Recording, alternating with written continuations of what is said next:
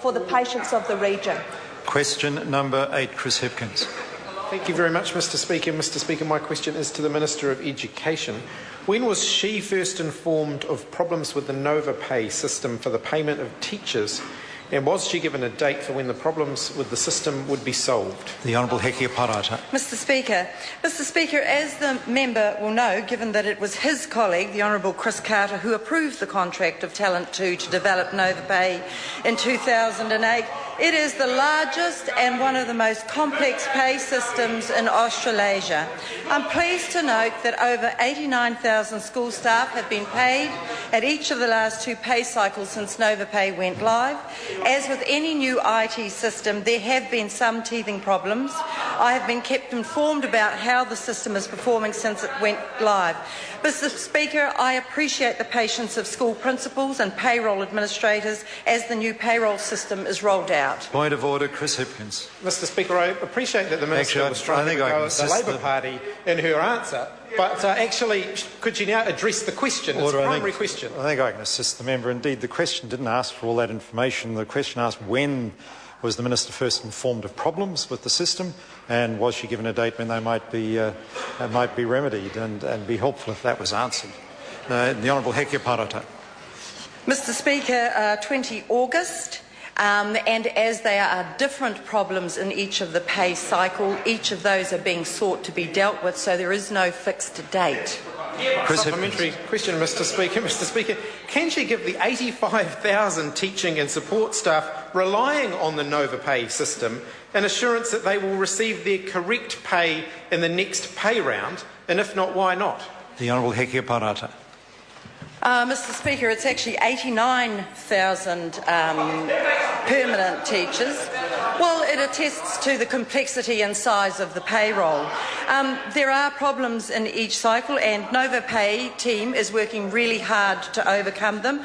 I'm advised that up to 250 known errors occurred in each month under the previous system. Point of order, Chris Hipkins. Mr Speaker, my question was actually relatively specific, notwithstanding the fact that the Minister disputed the figure that I quoted in it, which was whether she could give teachers an assurance they'd get their correct pay in the next pay round, and she hasn't actually addressed that question. I suspect she hasn't, because I suspect she can't, but the Minister may like to correct that impression given her answer. The Honourable Hekia Parata. Mr Speaker, the reason I corrected the first part of the member's question is because I know that we all want to deal with facts. There are 89,126 teachers being paid, so that is why I was correcting it. We are aiming, of course, that is the intent of the payroll system, and for each one of them, we are working hard to make sure that that occurs. Yes. Question, Mr Speaker. Chris Hipkins. Mr Speaker, will any employees who have incurred late payment penalties or defaulted on any automatic payments, for example mortgage repayments, receive any compensation, either from the payroll provider or from the government as their employer, and if not, why not? The Honourable Hekia Parata.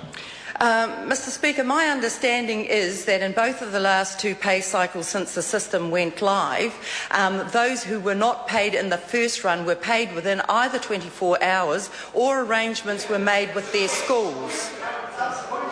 Point of order, Chris Hipkins. Mr Speaker, that wasn't actually my question. I didn't ask what time frame they were paid for.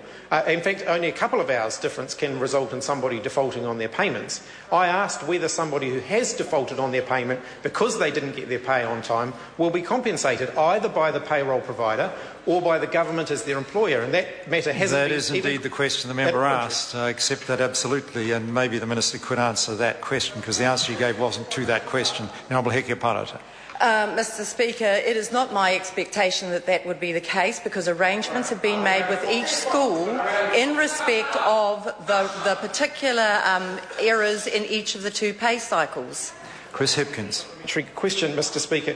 Is she therefore suggesting that if any teachers have in fact incurred late payment penalties or defaulted on any automatic payments, that in fact the responsibility for remedying that rests with the school and not with the payroll provider or with the government as the teacher or support staff member concerned employer? The Honourable Hekia Parata. Mr Speaker, I will have to take advice on this and come back to the member, but my understanding is that the way that some of these errors have occurred have been as a result of inputting of the data. Question number 9, Jamie Lee Ross. Mr. Speaker, question to the